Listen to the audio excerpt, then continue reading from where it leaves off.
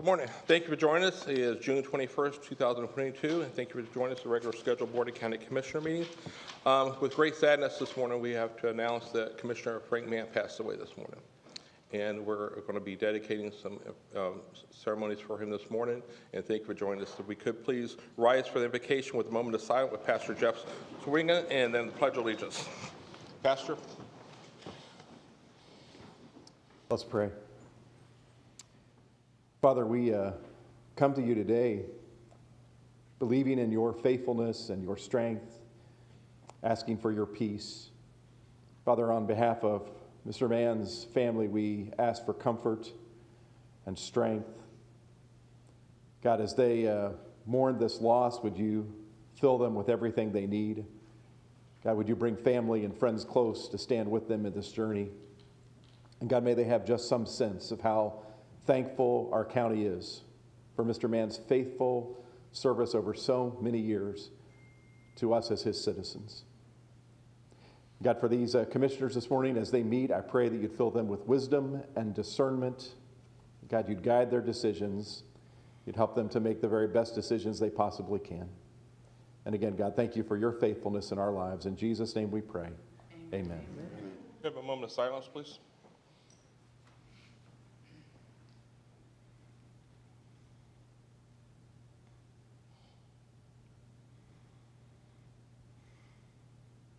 Please join in the Pledge of Allegiance. Pledge allegiance to the flag of the United States of America and to the republic for which it stands, one nation, under God, indivisible, with liberty and justice for all. Thank you. Please be seated. If I can have the indulgence of the board, we're going to go off script a little bit this morning from the regular agenda. I'd like to recognize Commissioner Mann's family and friends are here. Many friends and family of over the last 80 years of service of Lee County that he's provided. We have Congressman Porter Goss here, Senator Pat Neal, Frank Jr., Judge Mann. Pat's here, his brother, Stacy's along, his last assistant, Chris Berry's here, and all the grandchildren, and Keith Arnold, who worked many years in the House in the 80s with Commissioner Mann as a House Representative member. And I'd like to take this moment to honor a man that greatly I admire. I personally have had the opportunity to work side by side by him with the commission for the last 10 years and known him for almost 50 years. And that man is our own very Frank Mann. Commissioner Mann was a tireless advocate for his district and the recreational opportunities, amenities, and open spaces in District 5 and throughout Lee County and the state of Florida. Frank was instrumental in the creation of one of the newest Conservation 2020 preserves.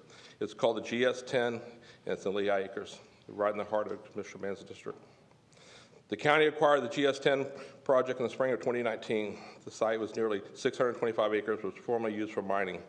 Now, through a partnership with LAMSA, it's going to help mitigate flooding in East Lee County. It also provides all kinds of passive recreation and activities like paddle boarding, bird watching, and hiking, and of course fishing, which Commissioner Mann loved to do.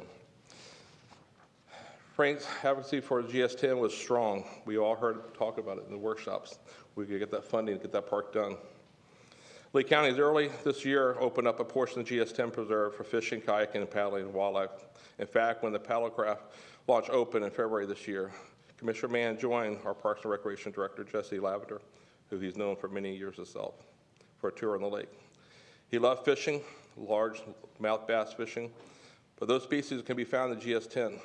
Although he didn't have his rod and reel that day, he sure enjoyed being out in the water, knowing generations to come to fish there. And this time I'd like to pass the gavel and make a motion to Chairman that we, the Board of County Commissioners, dedicate the preserve for Commissioner Mann so the generation of the future, when they take their children there, they will be there on the Frank Mann Preserve. Second.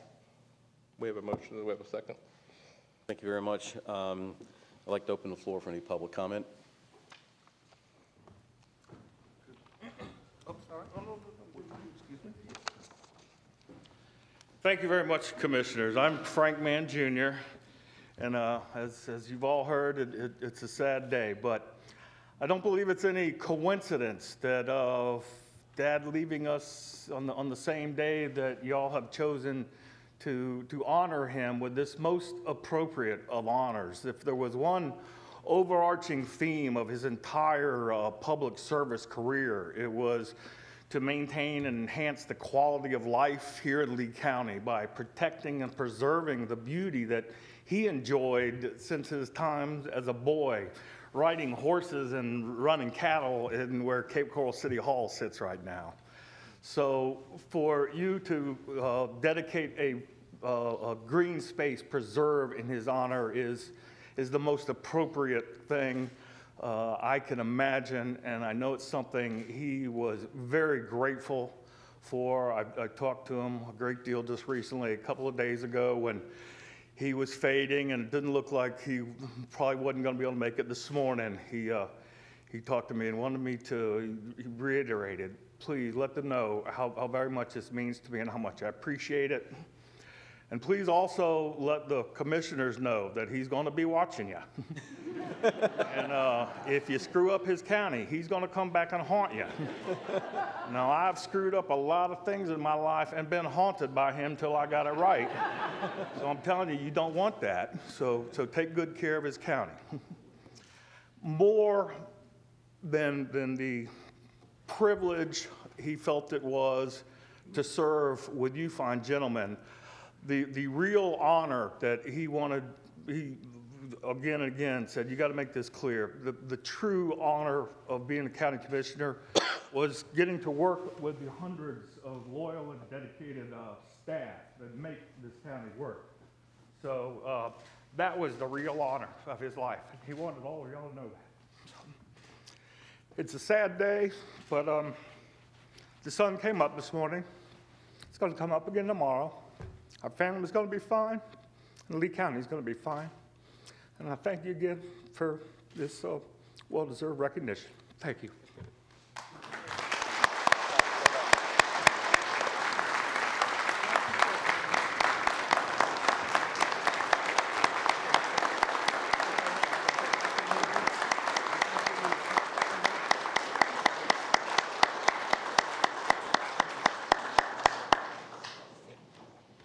Mr. Chairman, Commissioners, my name is Porter Goss. I can tell you I love Lee County and I love this courthouse and I love the commission, but I'm here on a sad day and a sad moment, and I wish it were other circumstances. Frank was a great friend, a wonderful mentor, but what you have done here to help preserve a legacy which is going to be preserved in so many ways and benefit so many people over the years for the things he's done in his public service is something very much on my heart. I've been thinking about it. I know he's been ill, and I've been thinking about coming in to say, Frank, you know, you've done so much, reminisce a little bit about the past, joke perhaps about some of the things we did back in the day when legislation worked a little differently perhaps than it does today. We never got that chance, unfortunately. Other things intervened, and Frank passed away before I got that chance, and I will regret that forever. But this moment helps restore it a bit, and I say thank you for the moment. I'm very, very proud to publicly say Frank Mann was my friend and my mentor, and if I've ever done anything good in public service, I have to give him some of the credit. Thank you very much.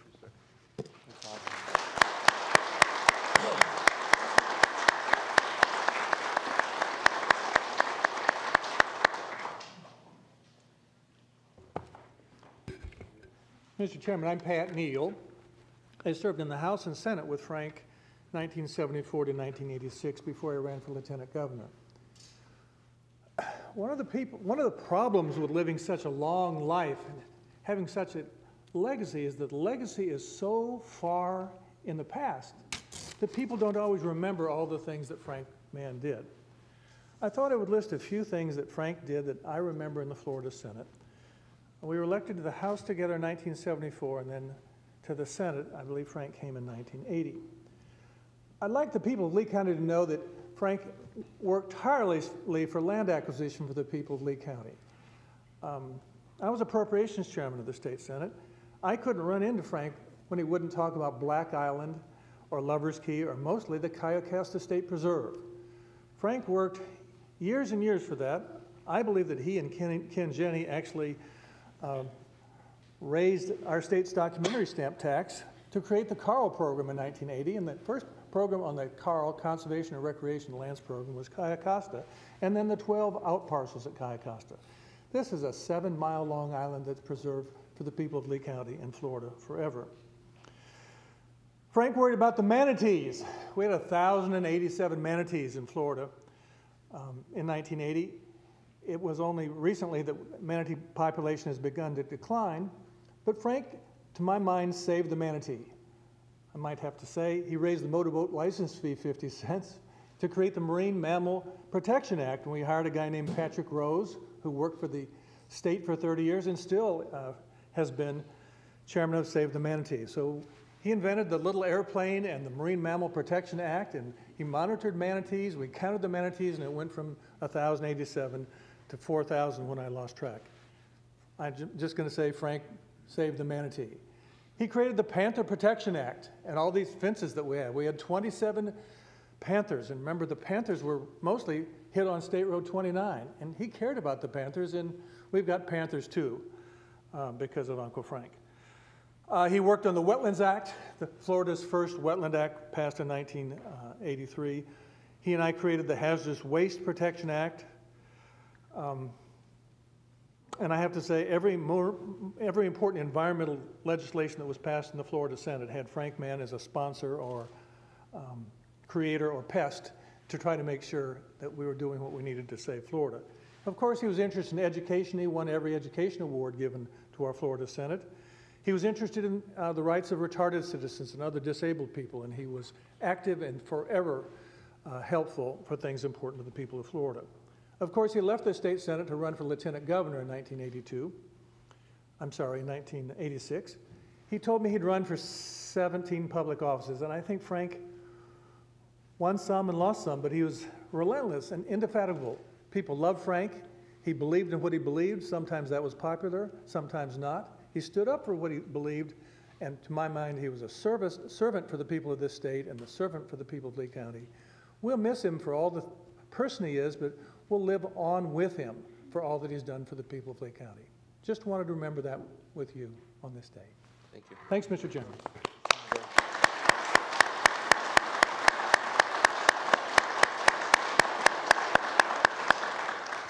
Anyone else for public comment? With that, we'll close public comment. I'd like to return the discussion to the board for individual commissioner comments. I just want to thank the family for being here this morning, and thank you for everything, for your father's service. And we've heard a lot of it this morning. And take care of Mary Lee. She's 60 or plus years together. They love each other dearly. He loves his 2 boys. So Frank, you and Ian, take care of Mama. She's doing very well. Tough on broad. The way she describes herself. Thank you, Mr. Chairman. Commissioner Pendergrass, thank you so much for bringing this forward. This is a truly fitting honor for Commissioner Mann. I remember how hard he fought for GS10, for us to buy it, for us to get it open. I'll never forget him saying his vision is to see, grandfathers and grandchildren out there fishing together and enjoying the land. And,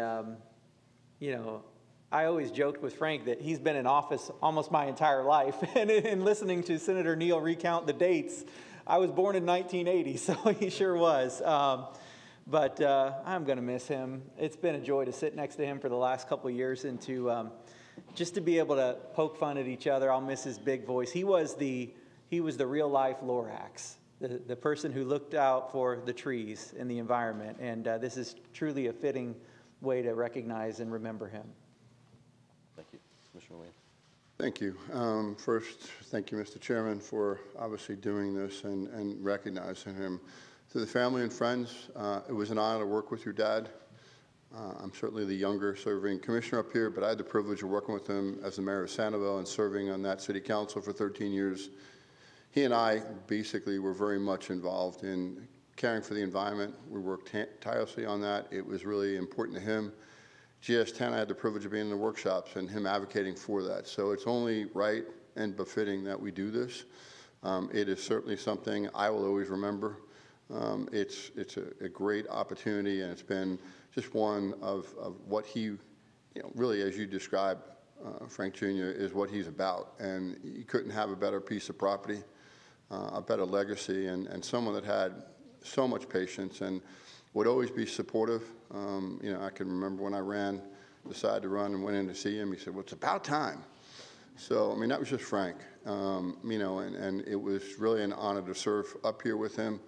And I'm going to miss him, but my prayers are with you and your family.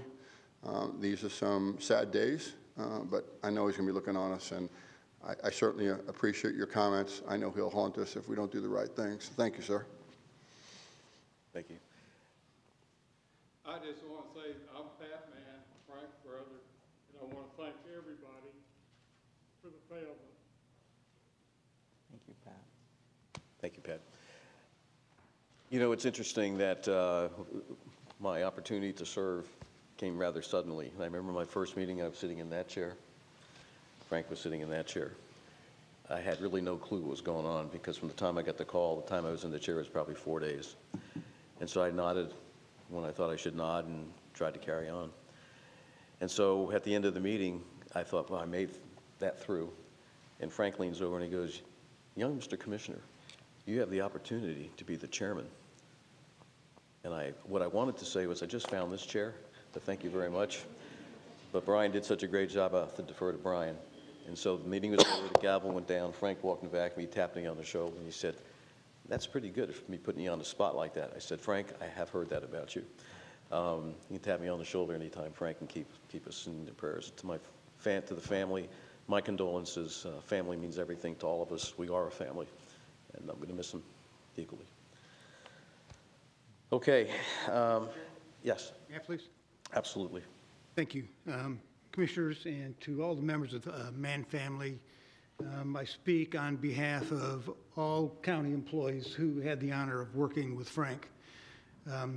He's a longtime friend, but also a longtime politician. I mean, Frank, I don't know anyone who understands Florida politics better than Frank Mann did. Senator Neal, you mentioned that people don't know about his entire legacy, but he had a great deal to do with bringing I-75 south of Tampa all the way to Collier County. US 41 being 4-laned from up around Tampa to down into Lee County. He lobbied tirelessly for many years for the LARC organization, and I know he held that organization. It was very close to him.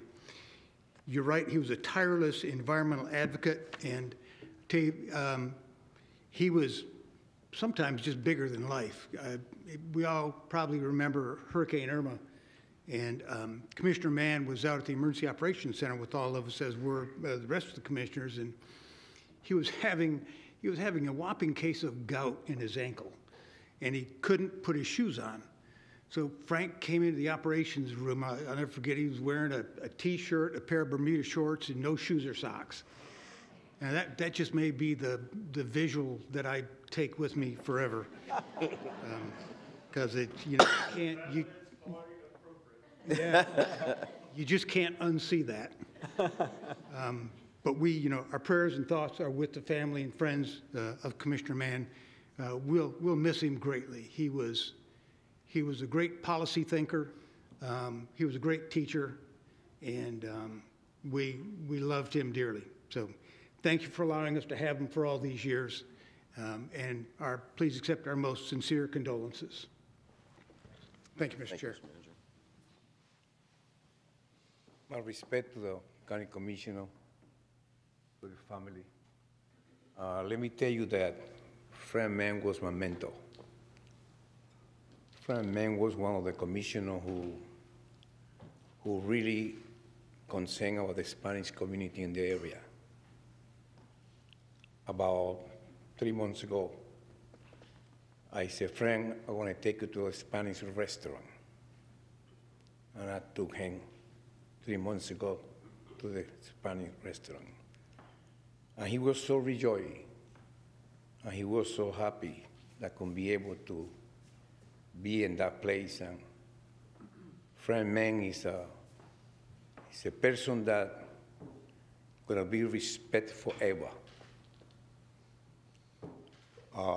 I believe in politicians, because the politician is the one who make things going further.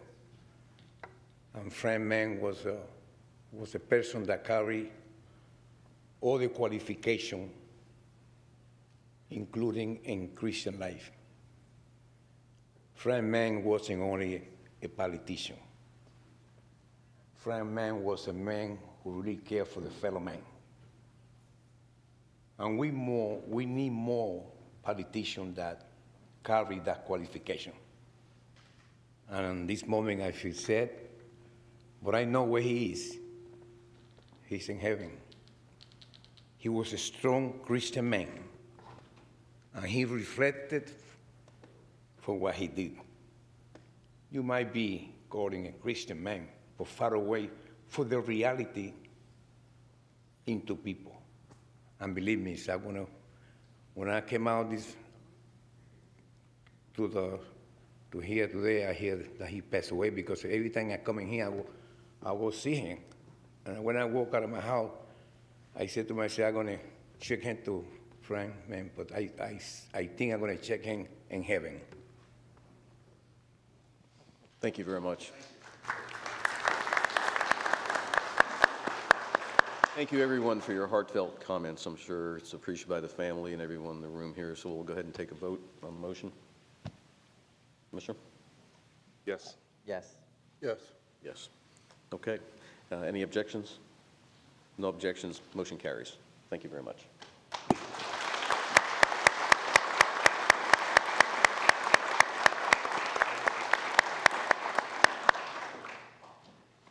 Well, we're going to have to go back on the regular agenda, but I'm going to ask my colleagues if we could entertain a 15-minute recess for the family and for us to recollect ourselves. So thank you.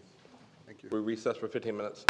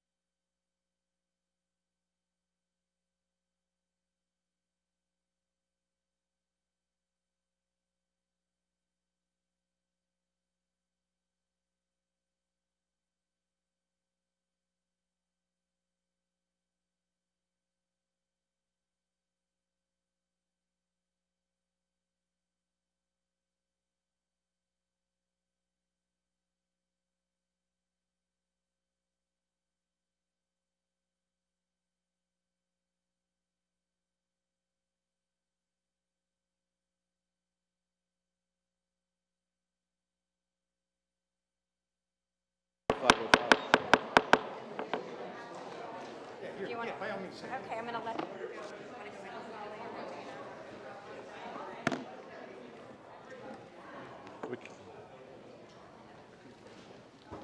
Thank you for everybody's patience. We will reconvene now the Board of County Commissioners meeting, and thank you again for being here and again for your patience. We have the full agenda today, and we also have some ceremonials today. So we have some good news today too. And Commissioner Hammond, would you like to kick us off with the first? Thank you, Mr. Chairman. It is a real privilege to be able to recognize our very own Florida Everblades. I'd like to ask their owner, Craig Brush, and I believe that's Coach back there. Come on forward to the podium. I will read recognition. There you go. They brought the Kelly Cup with them too. Yes. That's amazing.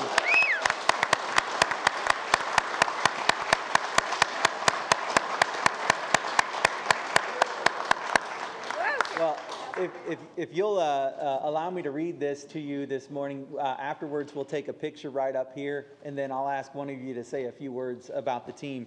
But the resolution reads as follows. Whereas the Florida Everblades hockey team hoisted their second ECHL Kelly Cup in franchise history after securing a 4-1 series victory over the Toledo Walleye on June 11th, 2022. Whereas Everblades fans across the state and Southwest Florida community at large supported and cheered on the team to a regular season record of 42, 20, and 10, and an overall playoff record of 16, 3, and 1, as well as setting a Hertz Arena record for attendance of 7,674 fans during Game 5. And whereas Everblades goaltender Cam Johnson was named Kelly Cup Playoffs Most Valuable Player with 36 saves in the final game, Johnson concluded a spectacular postseason with his 15th win and 18 appearances. Whereas head coach Brad Ralph not only won his first Kelly Cup as a head coach, but extended his ECHL record for playoff victories as a head coach to 63, and also equaled the league's all-time mark with 108 all-time postseason games as a head coach. And whereas this championship season will forever be a part of Lee County sports history, and we recognize the time, dedication, and commitment that has been put in by the players, the coaches, the front office, and the entire organization.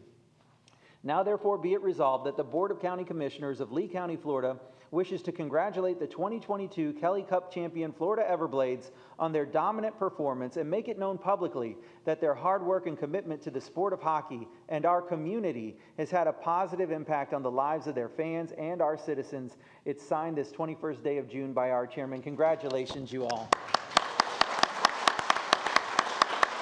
And come on forward, bring the cup.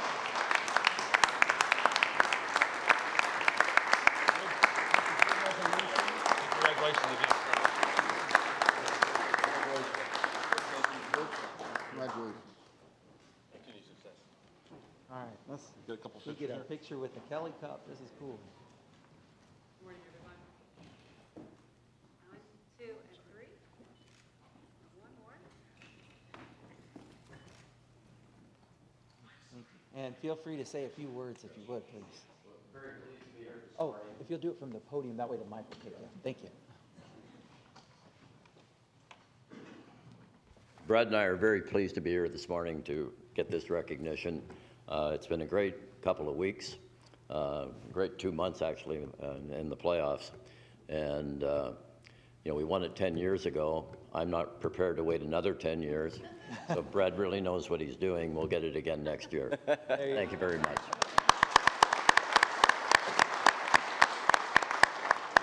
Yeah, I'd just like to say thanks for having us. I'd like to offer our condolences to the Mann family and to all of you. It was pretty impressive to hear all of Mr. Mann's accolades and accomplishments over the years. Very honored to live in Lee County, honored to play hockey in Lee County, and we're very proud to win a Kelly Cup championship in Lee County as well. So thank you very much. Thank you.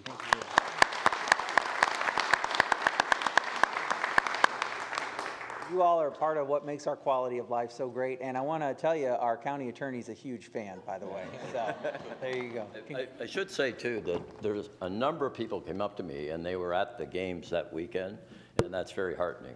Thank you. Thank you. Thanks for what you do. Thank you, Mr. Chairman, thanks for mentioning that, because, yeah, I think one of the greatest things about Everblades is the local fans. When you go to those games, it's such a great feeling to be there, and our local fans are so enthusiastic over your team. So thank you for being here. Congratulations. Okay, we have another resolution to read, and this would have went great with the one we did earlier with the dedication of Commissioner Mann. If I can have all the Parks and Recreational employees come forward, please.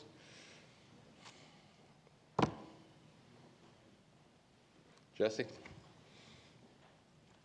Thank you again. So the resolution is we'd like to recognize the National Parks and Association. The resolution reads, whereas the National Parks and Recreation Association has declared July as National Parks and Recreation Month, and whereas Lee County Parks and Recreation touches the lives of individuals, families, groups, and the entire community, impacting the social, economic, and environmental quality of our county, and whereas parks, preserves, greenways, and open spaces provide a welcome area for our fast-paced, high-tech lifestyles while protecting, preserving our natural environment. Whereas parks, playgrounds, natural trails, open spaces, community, culture centers, as well as historical sites make communities attractive and desirable places to live, work, and play and visit. Whereas Lee County Parks and Recreation activities and leisure experiences provide opportunities for young people to live, grow, and develop into contributing members of society. Now therefore be resolved that the Board of County Commissioners of Lee County, Florida does hereby proclaim July 2022 as Park and Recreation Month in Lee County and urges all citizens to visit the parks, especially on the weekend of July 30th, July 31st, when all parking fees will be waived at Lee County Regional Parks and boat ramps. Admission will be free at the county pools also, so make sure you don't forget that. Duly executed by myself, the Chairman, Cecil Pendergrass. Thank you for everything you do. Thank you, guys.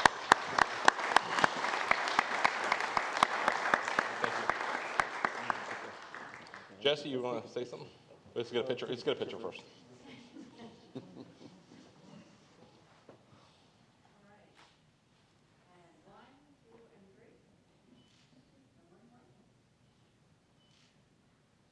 Great. Thank you. Thank you, Jesse. Would you like to say a few words? Yes, thank you. I'd like to emphasize also that now you've got the message this morning. You better take care of that new man park out in Lehigh, otherwise you'll be haunted. And if you want to share any stories from your little fishing trip back in February with Frank, we'd love to hear about it. Well, trust me, as soon as we bought that place, I was, on it as far as making sure it was. He was excited about it, that's for sure. Absolutely. We had some great times, and very pleased to be able to, along with the rest of the county employees, get the island saved that he wanted to save so badly. That was a great undertaking as far as staff and things like that. Emily, who was just up here, played an integral part in making sure the state was okay with us rip-rapping that island that he wanted to save so badly. But on behalf of my department, I just want to say thank you to the board. I know it's a sad day, but we really lost a true park supporter, and not saying the rest of you aren't, but it was very evident in the last couple of years that he was a true Parks and Rec supporter. But he will be missed, and we had some fun. We didn't catch any fish on Frank Mann Preserve, but he sure did try. So, but I would also like to thank County Manager and his staff, County Attorney and his staff, the rest of the departments, and again, we can't do what we do without the staff that we have, and it's very clear from last board meeting that I just want to say thank you on behalf of all my staff. So, and come out to the parks on July 30th and 31st and enjoy some free parking and go to the pool, use our boat ramps. We're open for business. So, thank you. Thank you. Thank you.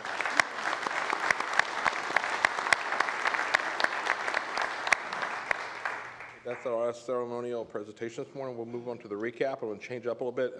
Commissioner Wayne, you had a commissioner item you'd like to, and since we have the mayor sample, I thought we were going to do that now to accommodate some schedules today. I appreciate your indulgence, Mr. Chairman. Yes, we have the mayor of Sanibel, the county, the city manager, as well as the natural resource director here.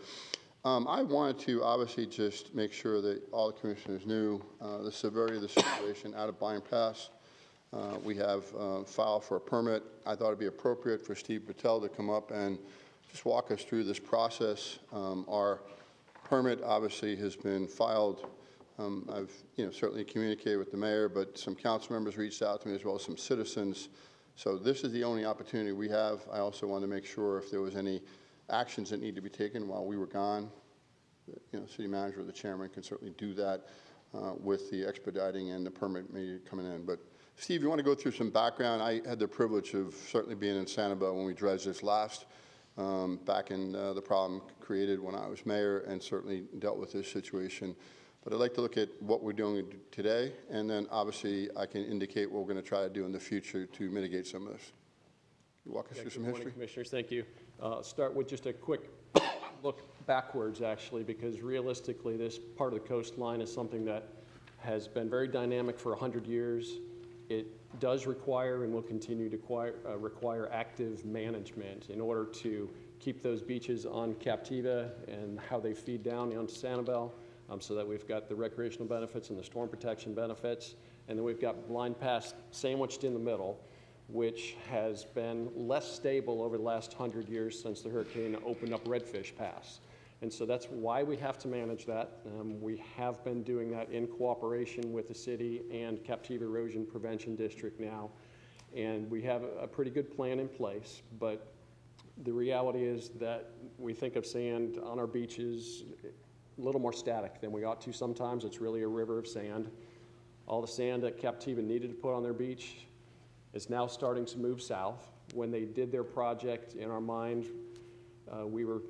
annually, we monitored Blind Pass to keep track of what's going on there, and we thought, okay, we probably don't want to do anything there for at least a year, year and a half, because Captiva's sand, as in all beach nourishment projects, is highly mobile for that first year until it settles out and equilibrates.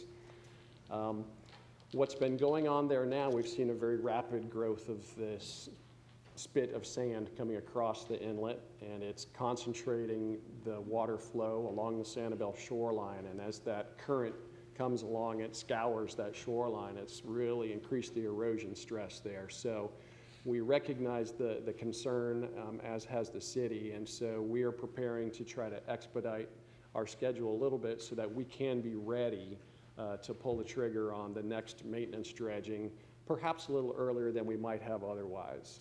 So what we're doing to be ready, specifically, we've got our permits filed with the Army Corps of Engineers. That's likely to be the critical path here. That generally is what takes the longest.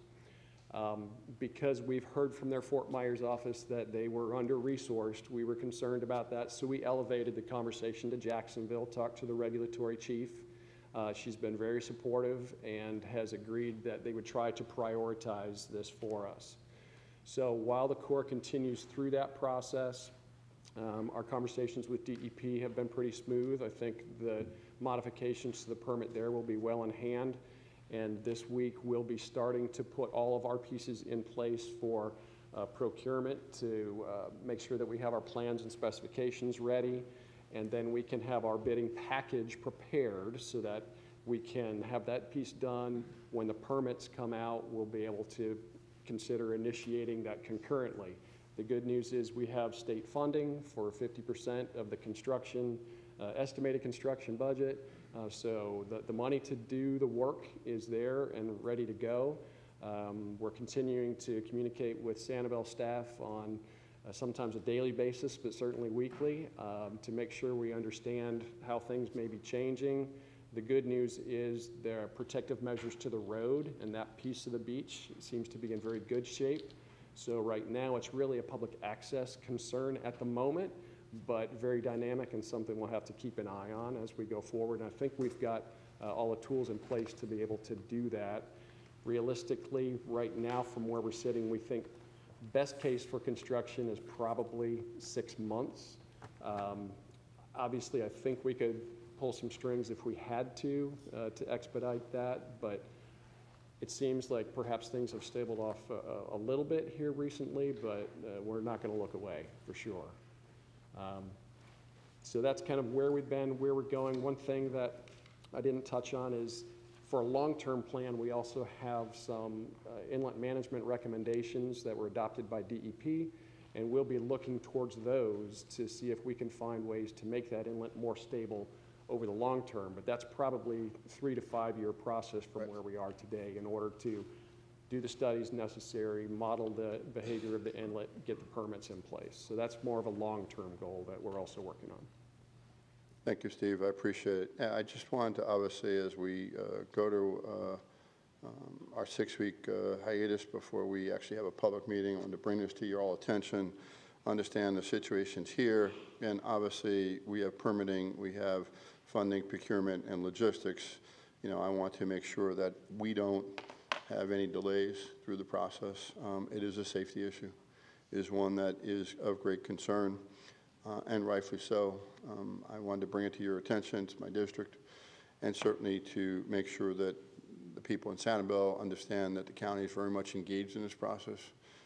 Citizens obviously are familiar. Some citizens are not. So that was the reason they interacted with us. And I think the most important thing in this is that, you know, the county is looking to seek grant funding to initiate the study design for modifications to potentially prevent or at least mitigate this in the future, so we don't have to obviously be in this cycle that we're in.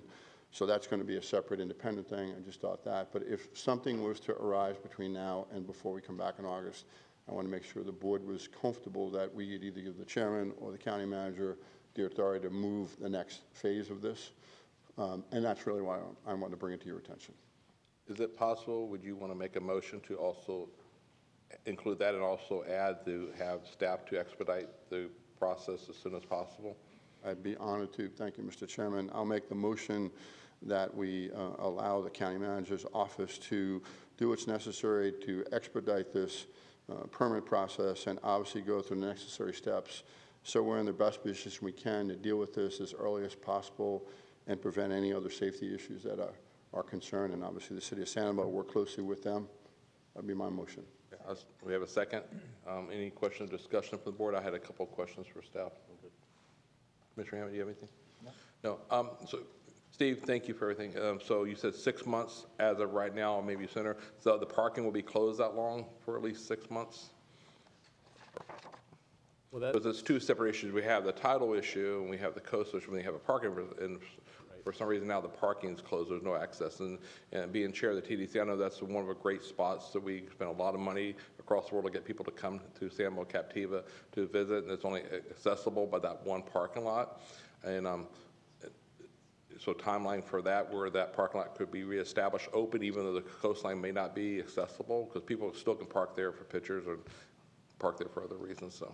So I would say that unless something changes, the condition that's there right now is potentially dangerous for folks.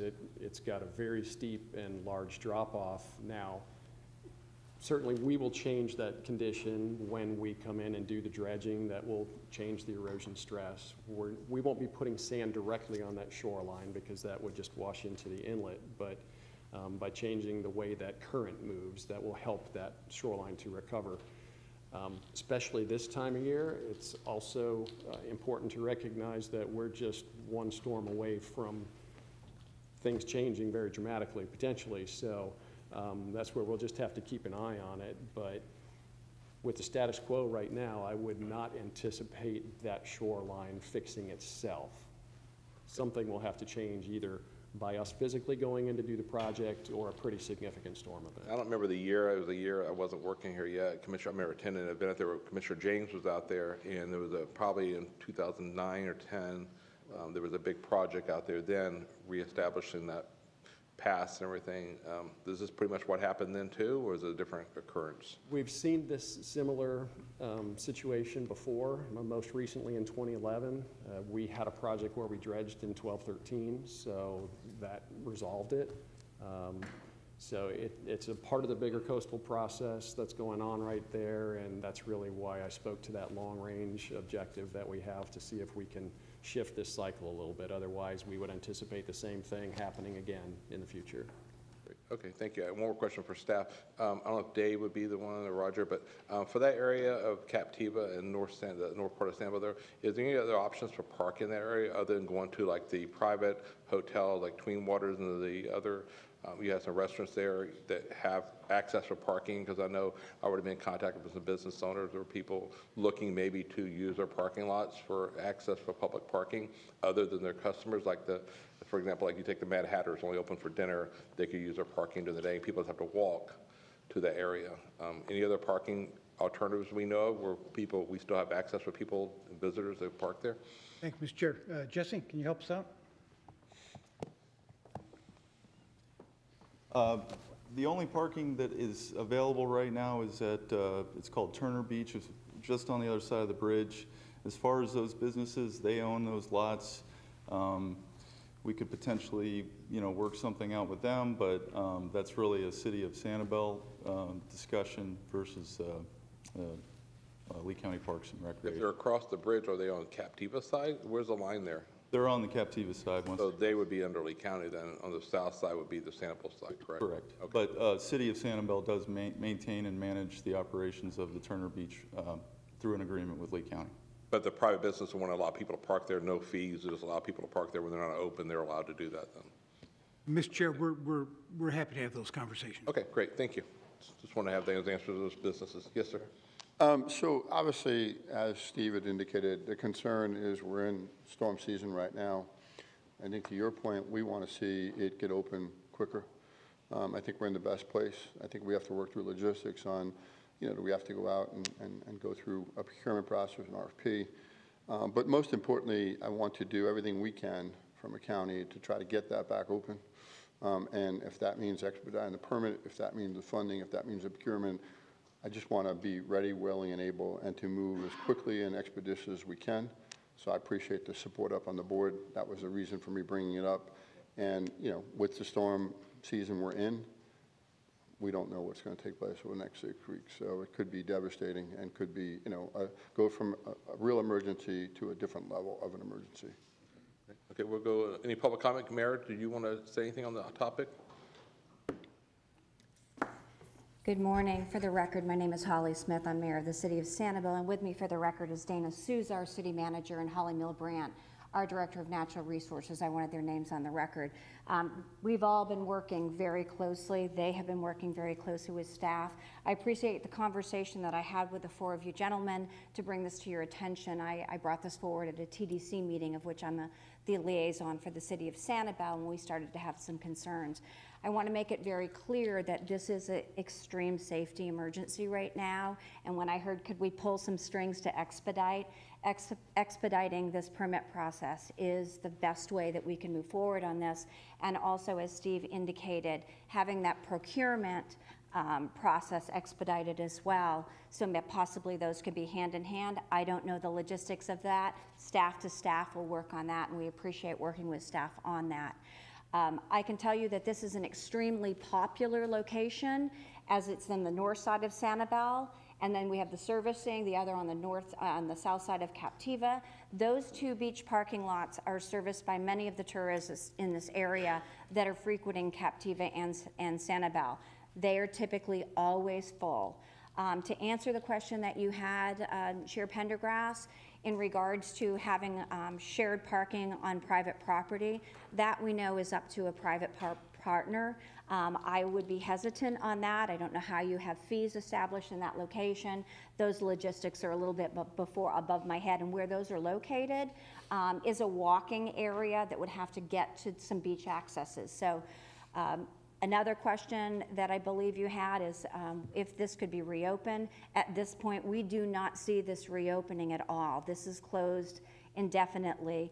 And I do encourage you, I know you might not have had the opportunity to look at the photos, I encourage you to come out. When I started going out after the tropical depression, we saw an escarpment and erosion that was happening daily.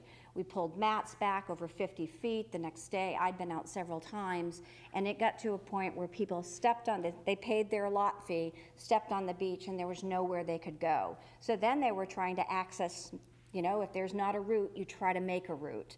That's how people work. So they were starting to go through some private property access. So we want to make sure that this is brought back to the safety that it needs to be, have it reopened.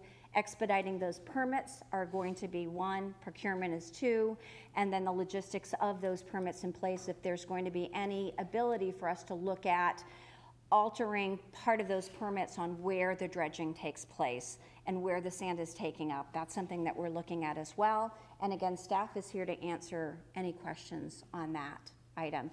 Commissioner Ruane, I appreciate you bringing this forward today. Thank you for the conversation yesterday. we do see this as an emergency, and we're hoping that this emergency can be looked at expeditiously. Great, thank you. And if I may, I would like to concur with everyone in regards to Commissioner Mann's loss. I got to know Commissioner Mann when I started on council in 2017. I was frequent here. I can tell you my experience. He was old school, and there's something so beautiful about old school. He was a gentleman. He always was very caring. He listened. But you know what? When there was that 4-1 vote with Frank Mann, it was okay. He voted with his heart. He voted with the love of Lee County. It's going to be very big shoes to fill when that seat is filled. We look forward to working with whoever tries to fill that seat. But his love of Lee County is just so deeply ingrained in all of us. And it is a huge loss. And I was really honored to be able to get to know him just a little bit during my time. Thank you. Any other public comment on this item? Come back to the board. We have a motion. We have a second. Any other discussion? Any objection? Motion carries. Thank you. Thank you. Okay, we'll move on to the consent agenda. We have items to be pulled by discussion. Commissioner Hammond, any items? I have none. Commissioner Stilly, Commissioner? None. No. Okay. And at this time, we'll take a motion to approve the balance item. So moved. We have a motion and a second. Any public comment on the consent agenda? We'll come back to the board. Any objection to the consent? Objection, motion carries. Administrative agenda number 1. Thank you, Mr. Chair. Administrative item number 1, we're asking you to approve and direct update to the county flood regulations and adopt resolutions to update community outreach. Mr. Loveland, please present the item. Thank you, Roger. Good morning, Commissioners. This is an item before you today with a 2-part motion to try to make sure our regulations stay up to date with FEMA requirements. We are required through the community rating system. We have a rating for our community that affects the amount of the cost of flood insurance for our folks here in Lee County. We have a rating of 5, which equates to a 25% reduction in flood insurance costs, which is an annual savings to the people that buy flood insurance in the county of about $13.8 million. We're audited every 3 years by FEMA on what we do in terms of flood mitigation to make sure we're meeting their requirements. That audit is coming up in August, at the end of August. So in advance of that, we're asking the board to take action on two issues here. One is to direct staff to move forward with some land development code amendments and take it through the committee review process to make sure we're consistent with the current FEMA flood regulations. In particular, as this affects the elevations for mobile homes. So we're consistent with FEMA requirements there. And then adopt the 5-year update of the multi-jurisdictional program for public information, which is attached, adopted by resolution. That has to be updated every 5 years, and so the update is in front of you now. Any questions for staff at this time? I'll move approval of the item, Mr. Chairman. We have a motion. Second that. We have a second, Commissioner Wayne. Any public comment on administrative item 1? Come back to the board for any other discussion. Any objection? Motion carries. Number 2. Thank you, Mr. Chair. Item number 2, we're asking you to approve the purchase of a 2020 parcel in Alva. Mr. Clemens, please present the item.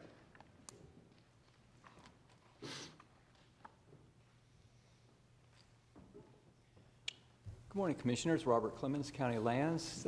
This item, we're requesting approval of a purchase agreement to acquire about a 27-acre tract of land. The purchase agreement was recommended by a unanimous vote through Class Act.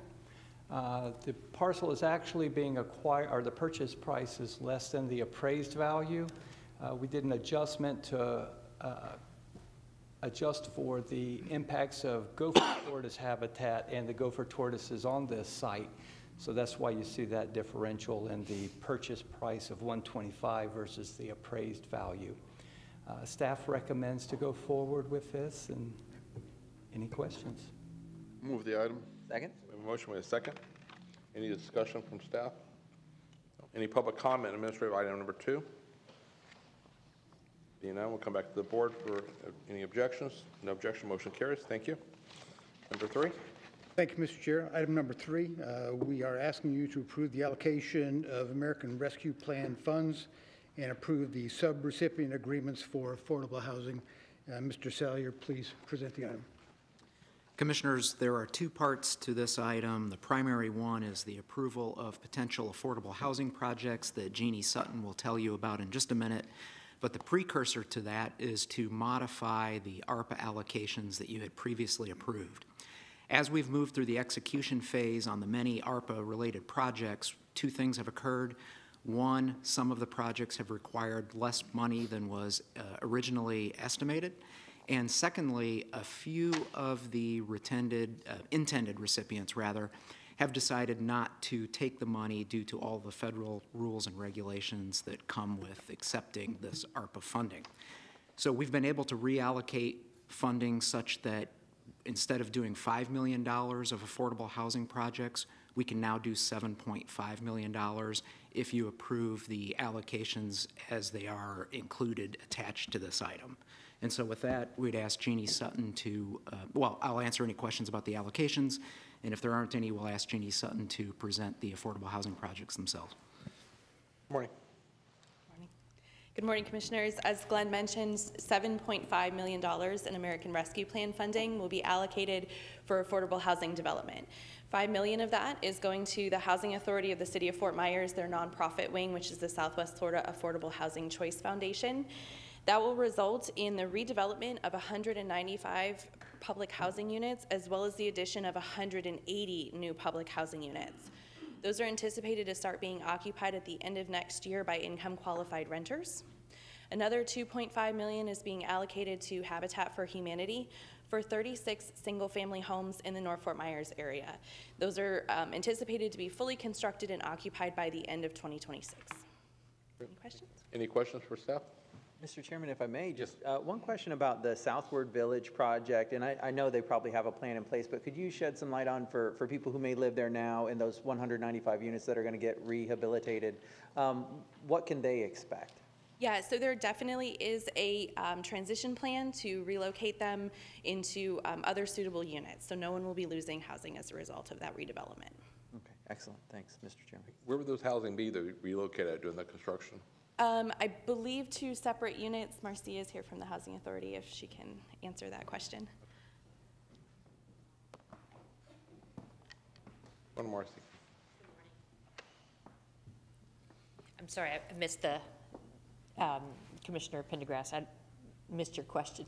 Where would they be living at during the transition between the construction? So we're going to start a relocation process, and we'll use some of our own housing stock that we have and other properties that we have, and Renaissance, the other places that have already been redeveloped. So we'll slowly kind of do a transition process. But just as a bigger note, this is part of a $360 million project that we're leveraging the $5 million with. So 30 million of that came from the federal government as we were awarded a Choice Neighborhoods grant.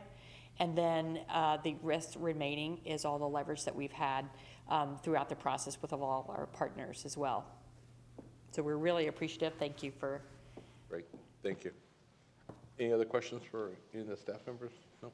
Okay, any public comment? We have 1 card on this. Public comment, Willie Joe Schottmiller.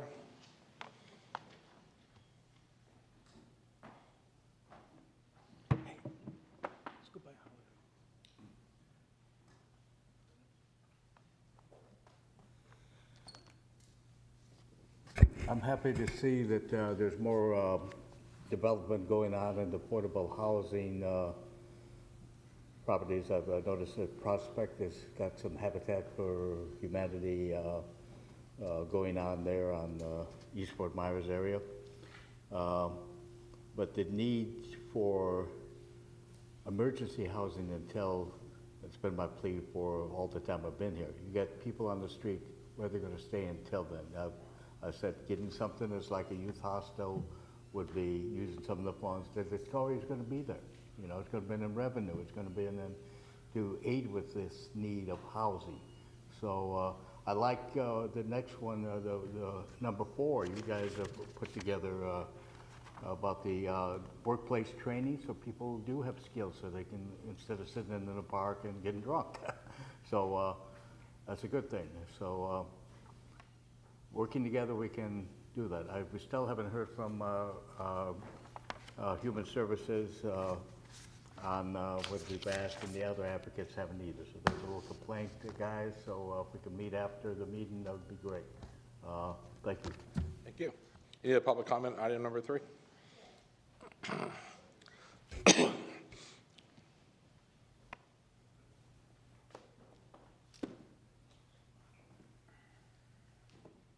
Good morning. My name is Jasmine Miller, JD.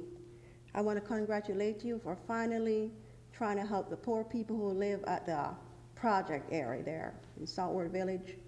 And I want to speak to you directly, the lady who is in charge, to make sure you don't kick them on the street while you're rehabilitating where they're living right now. Because the eyes of the great God in the heavens are watching all of us. Have a good day. Thank you. Next speaker. Wow, I wasn't expecting this. For the record, I'm Alonzo Wilson. I'm basically moved over here 2 years ago from West Palm Beach. My son's wife was a first responder and registered nurse that was contracted over here. My family came over visiting, and I decided I wouldn't leave. I liked Fort Myers so much that I was willing to wind up being homeless. But I actually had in mind to come here and speak about the awareness of homelessness, and this pops up. So I'm grateful. Palm Beach County had implemented a program over there through the Lord's Place and Joshua Housing. And when I looked up and saw this, it's pretty much quite the idea to help the homeless situation here.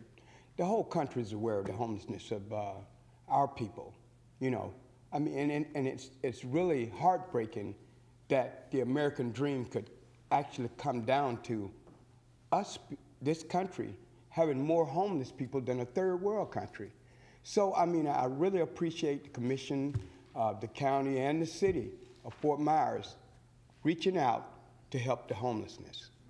The mayor in West Palm Beach got behind the city departments, the county there, and what they did was took some housing that had been dilapidated, they remodeled it, they got it ready for housing. Some property that they had put liens on, they took that property and remodeled it. Some hotels that were going down, they took those properties, remodeled it, and they went out and they began to educate the homeless people. Rather than them standing out with a card on a street corner trying to get money to drink and do whatever they did, they began to pull them off the streets. They, what they did was ban the holding the cards out on the corner, and it began to help them to realize, rather than be a liability to the community, let's become assets. So they got jobs, they got training to get jobs, they got educated on situations that would help them, and now Palm Beach has begun to take a, you know, like got their hands on the homeless situation over there. So I moved over here. I'm not going back to West Palm Beach, not to live at that.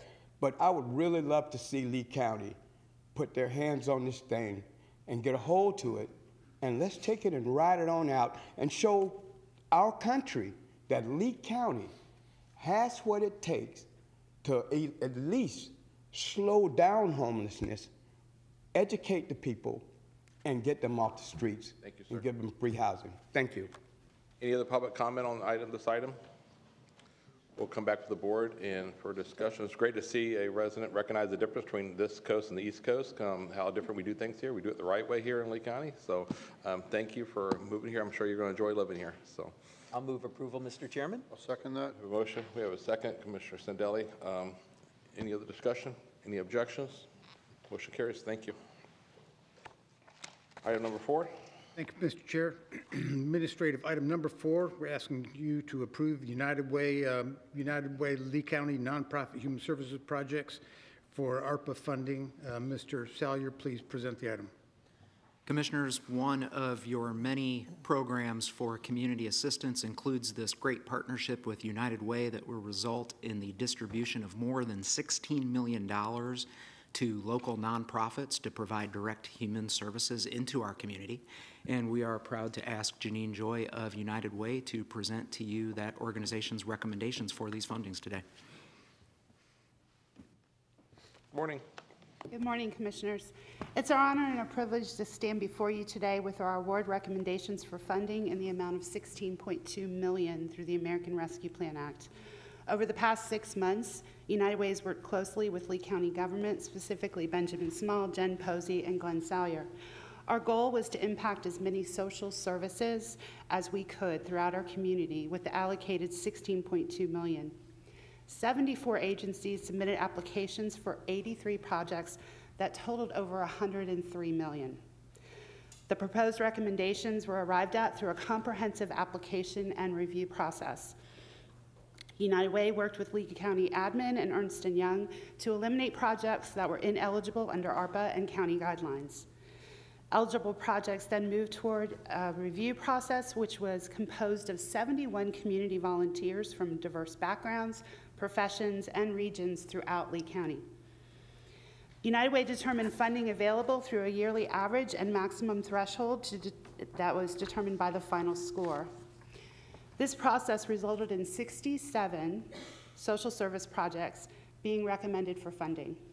Projects that will expand or enhance social services in every area of our community, such as homelessness prevention, food insecurity, job training, mental health services for children, and support for individuals with developmental disabilities. The slide you see breaks down these categories by funding, but it doesn't show you the true value of your investment, which is the impact that this decision will have on countless children, families, veterans, and individuals throughout Lee County. 16 of the agencies applying for funding, if approved, will be first-time recipients of federal funding. With the quarterly outcomes reporting and risk assessment guidelines, all the agencies involved will be better equipped to apply for state and federal grants, thus improving social services in Lee County for years to come. I want to thank the 71 review volunteers and our amazing team at United Way that led this process: Dan Campbell, Terry Erling, Angela Fischler, Madison Mitchell, and Hannah Pell. And I also want to thank the county admin and you, commissioners, for your forward thinking and partnership in this transformative opportunity. Any other questions or anything for the? Move the item. I'll second it. We have a second. Any other public comment on this item?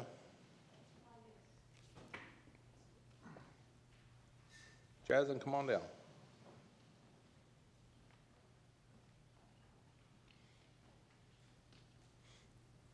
I'm Jasmine Miller, JD again. Good morning.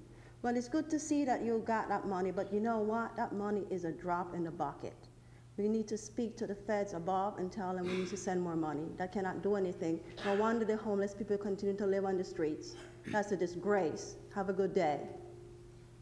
Mr. Chair?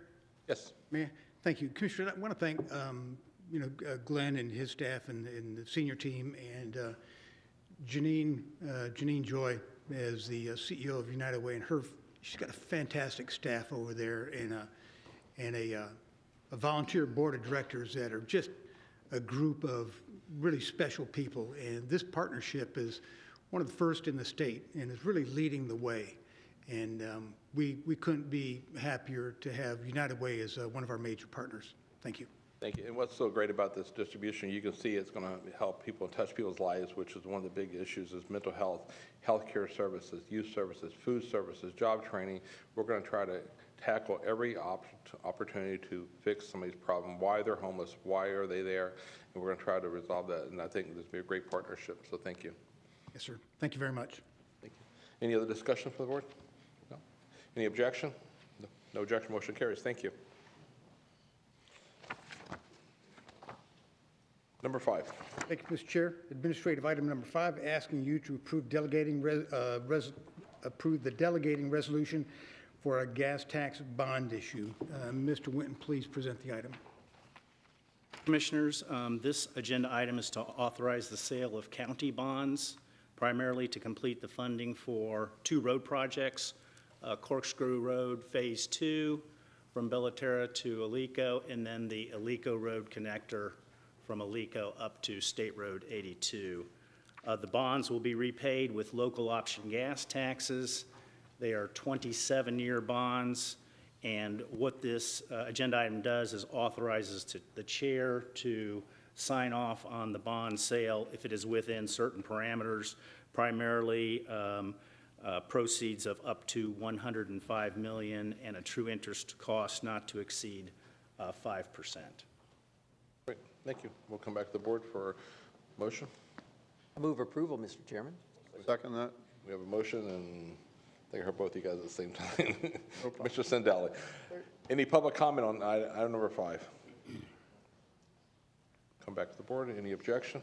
No objection. Motion carries. Thank you. Item number 6. Thank you, Mr. Chair. Item number 6, asking you to approve contract amendment to expand the Lehigh Acres Park. Very fitting agenda item for today. Good morning, Ehab Gerges, Construction Management.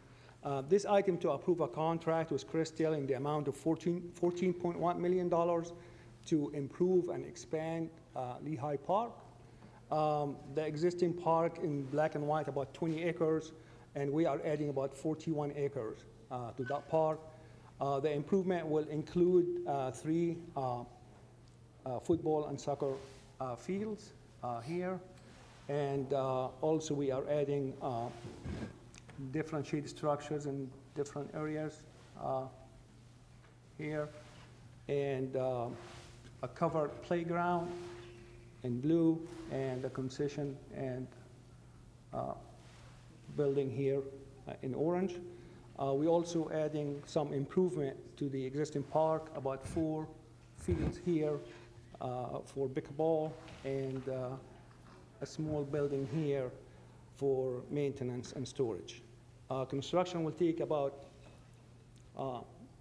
18 months, and we're expecting to have the grand opening early 2024. Thank you. Any questions for staff at this time? Any public comment on this item? Being none, we'll come back to the board for a motion. I'll move approval, Mr. Chairman. Second. We have a motion. We have a second. Commissioner Sandali. Any other discussion? Any objection? No objection. Motion carries. Thank you. Be another great project in Lehigh. Thank you, Yab. Public hearings. Public hearing number 1.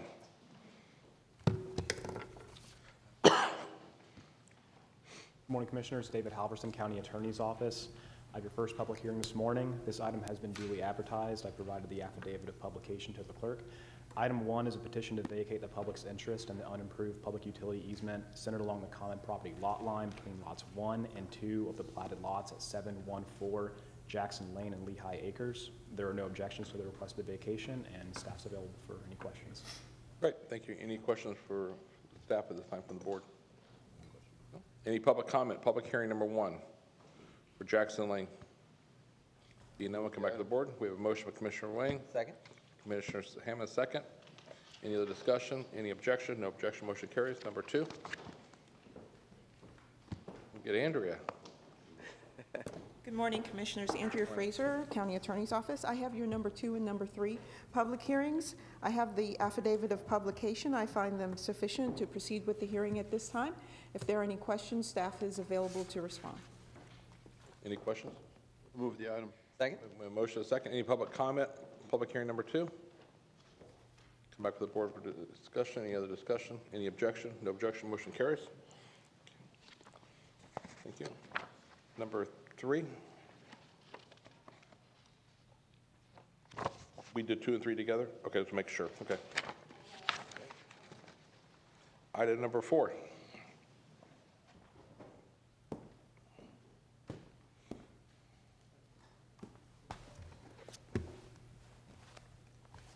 Good morning, Commissioners. Joe Adams of the County Attorney's Office. I have your 4th and 5th public hearings. They've been properly advertised and have the petitions for your clerk.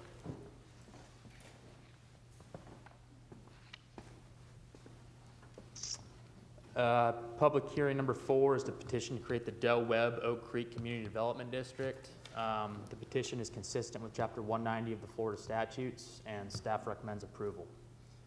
Is there any questions? We'd be happy to answer. We'll come back to the board for any questions or discussion. Any questions? No? Okay. At this time, we'll call public comment. Item number 4. Is there any public comment? I know that's encouraged if they wish to speak. If not, no public comment on number 4. We'll come back to the board for a motion. I'll move approval, Mr. Chairman. We have a motion by Commissioner Hammond. Second, Commissioner Sandelli. Any other discussion? Any objection? No objection. Motion carries. Thank you. Public hearing 5 is a petition to create the Savannah Lakes Community Development District. This petition is also consistent with Chapter 190 of the Florida statutes, and staff recommends approval. Great. Any public comment on item number 5? We'll come back to the board for Move the item. We have Commissioner Wayne and Commissioner Hammond. Motion and a second. Any other discussion? Any objection? No objection. Motion carries. Thank you. And that is our last public hearing.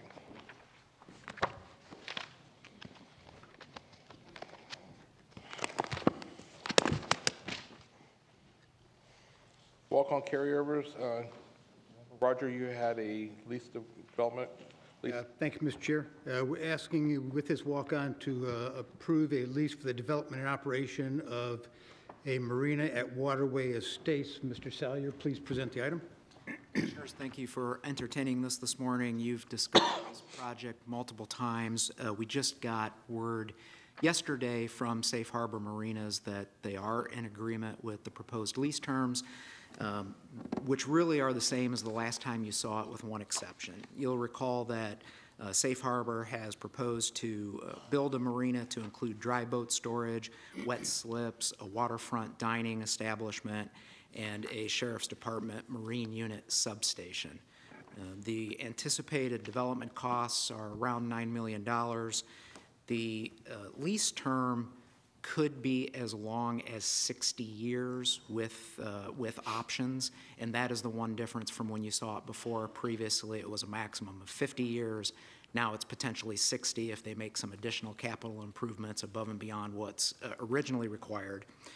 For the vast majority of the lease term, the rent payments to the county will be either $100,000 per year as adjusted annually for inflation, or 10% of gross profits, whichever is greater. So with that, we would try to answer any questions that you have. Any questions? No, Mr. Chairman, if I may, though, I'd love to make a motion for approval of this.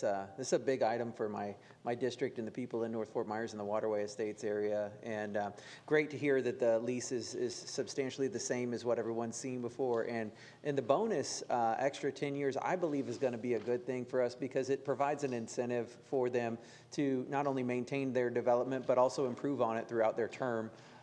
So I think it's going to be great for our community. I'll second that. So we have a motion, we have a second. Any public comment on that item? Mr. Chair, could I? Yes. County Manager just reminded me to let you know that the lease does require a minimum of 2 community meetings to discuss this project, and that's in addition to the legally required public meetings through rezoning, et cetera. And if I could, I'd just like to say this has come to fruition as a result of a lot of work from county lands, the county attorney's office, with an assist from outside counsel. So thank you to everyone. Great. Okay, great. Thank you. Any public comment on this item? We'll come back to the board. Any objection? No objection. Motion carries. Thank you. Commissioner items. Commissioner Hammond.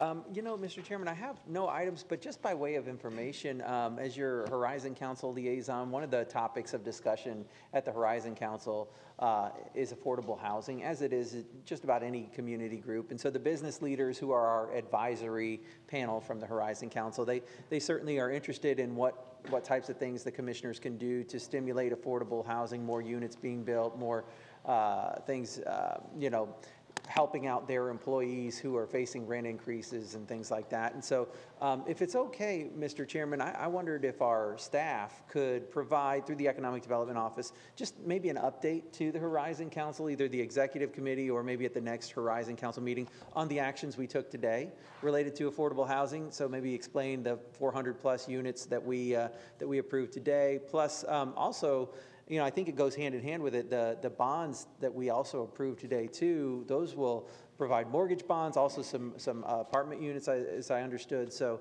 just explain kind of the different steps we took today that hopefully will make a big push towards affordable housing. I think, you know, the conversation has gone on for years, but it's nice to see actual action taking place, which is what we did today. So if you know, nobody objects, I think it's a good message to give back to the Horizon Council.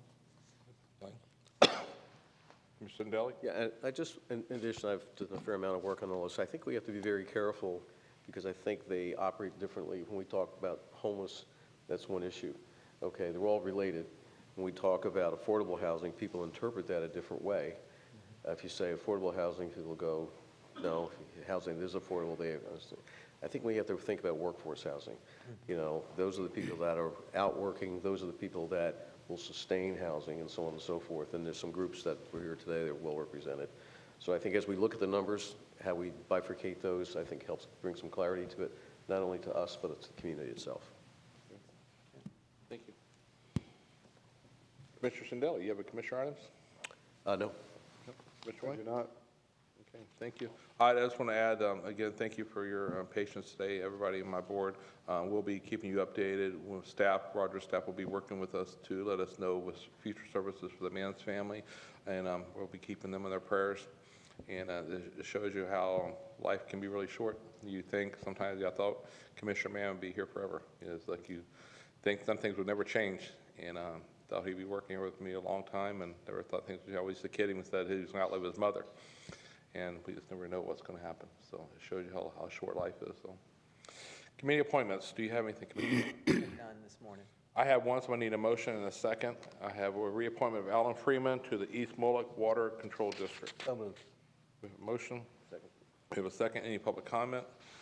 Any objection? No objection. Motion carries. Commissioner Sindelli, do you have some? Yes, I have one reappointment, Kirk Fromm, for the Housing Finance Authority. Second. Any public comment? Any objection? No objection, motion carries. Thank you. Commissioner Wayne? I do not have any. Thank you. County manager items. Thank you, Mr. Chair. Just a reminder that this afternoon we will be with you in a workshop to discuss and present to you the fiscal year 22-23 general fund budget. Great, thank you. County attorney. Nothing further, Mr. Chairman. Thank you. Thank you. This time we'll take public comment on matters concerning citizens. Any public comment on items not on the agenda? Just come on up one at a time. There you go. Get 3 minutes to state your name for the record. Bob Hill, North Fort Myers Civic Association. We just had a hurricane seminar. I wanted to thank you all for that. We had County Bill Floyd from the county and Matt Devitt. It was really interesting, 40-some people there. Entertaining. I appreciate you letting us have that. It's a tough day for us with Mr. Mann. You know, he's part of our, and the Waterway Estates, appreciate that.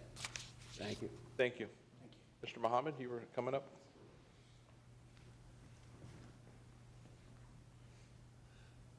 Good morning, Chairman and Commissioners.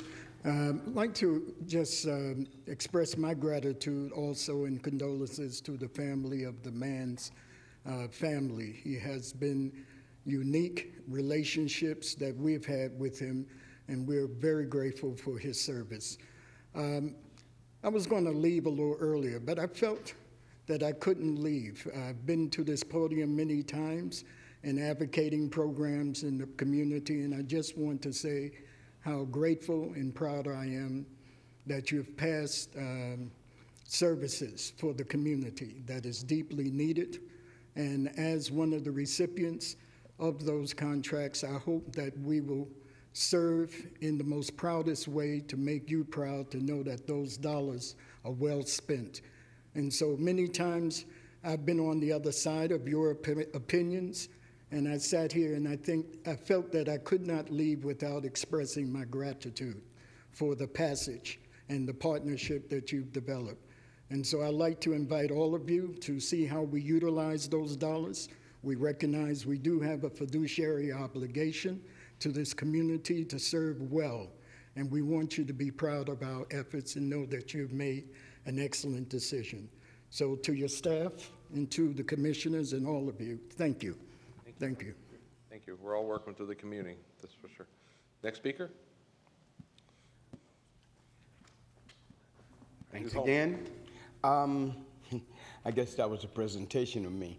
I actually had written something down, and what it is to, my suggestion is to sort of take some of the weight off of the county and the city funding towards the homeless situation and housing situation here. So I'll actually read what I wrote and maybe throw this idea out to raise funding. We are aware of the homeless situation in our country, county, and our cities. What can we do to at least limit it here? So, I mean, it's to raise funds. We can all pull together to make it work out. The county, city, state, federal government, and our mayor to help take some weight off of our county, city, and federal funding. I'd like Lee County and Fort Myers to bring back, and some of you guys here may be too young to remember this, the soapbox derby. I think it'll be fun, and I think it'll raise quite a bit of money to help curtail the situation with giving or helping donate money to funding to the homeless and situation to help us out with housing. But think about it, guys. Soapbox derby. Kids building little cars, maybe out of cardboard, maybe out of whatever. But they were sure rickety looking back in those days, but it was a lot of fun. And I think we'll all have fun. It'll generate funding from the vacationers during the season, whenever. Let's just give it a thought. It'll be fun. Maybe one of you guys might get up there and build your little car and ride out. Thanks again. Willie Joe, you want to come up again? Let's do soapbox derby. Do it as a United Way fundraiser. It'd be good. First of all, I'd like to say my condolences to the Mann family. I remember Mr. Mann saying that after church he would be giving food to the homeless and that, and I just remembered that he'll be missed. And I like the part where he said that he would come and haunt people if they didn't do what he said. So that's very comical, and my condolences. But on the housing, I've heard a lot of good things. The gentleman just before me. Other areas have rehab places. You have so many places that just sit. You got South Street. I remember an old man sitting at that place when I came down here in 2009, 2012, because he was still there. It's been vacant quite a few years. There are houses that could be rehabbed. There are buildings that could be utilized as outreaches and that. As businesses, the old bus station would be an excellent outreach and also a moneymaker to generate revenue to aid the nonprofits in the area. As a continuum of care, the money gets rotated between the nonprofits. So working together, we can do something. I've got the card from our United Way CEO, Jeanette Joy, and Janine Joy, and look forward to talking to her. Together we can unite it. Together, united, we can make that difference. Here and in other places. I mean, homelessness is around the world. Sweden, Canada, when I was there for seminars for mental health and that. It's working together, people giving ideas, brainstorming, we can do that. And you got some good people with human services, and most of them are good. They're just not informed. So if we work together, Roger, we can do a lot. Thank you. Great, thank you. Any other public comment?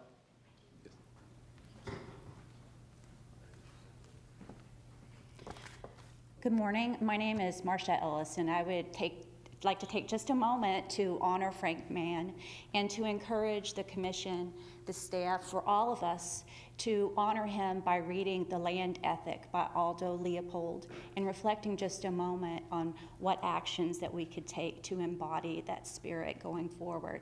I come here because I have a concern for the lack of transparency in county dealings regarding concurrency of public facilities.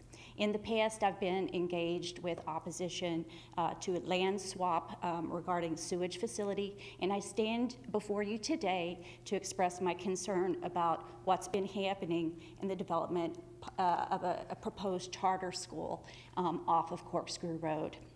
Especially, I'm concerned because these swaps that take place in these behind-the-scenes developments, they historically and they currently create a cascade of problems that we're having to go back to and correct later. So I've been alarmed with the lack of transparency in the general meeting that has been taking place as the precursor to a development order on this charter school, and what I have found out about the ignoring of surface water management, of transportation concurrency, of connection to sewage. And I just want to urge the commission and the county to be as transparent as possible in the public interest when we're talking about concurrency. Thank you for your time. Thank you. Maybe somebody from county staff could meet with you after the meeting to identify the area you're talking about, because it may be a city municipality area, I'm not sure, it might be a school board issue, so whatever, staff can get with you afterwards and give you more information. Thank you. I really appreciate that opportunity, because as we know, sometimes that these facilities are complex, and I have been working extensively to look at the school district issues with this as well. Okay, thank you. Any other public comment at this time?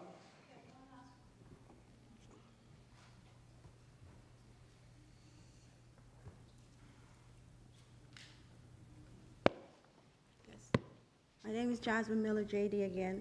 I want to say farewell to Mr. Mann. And now he's at peace, because when we die, we sleep.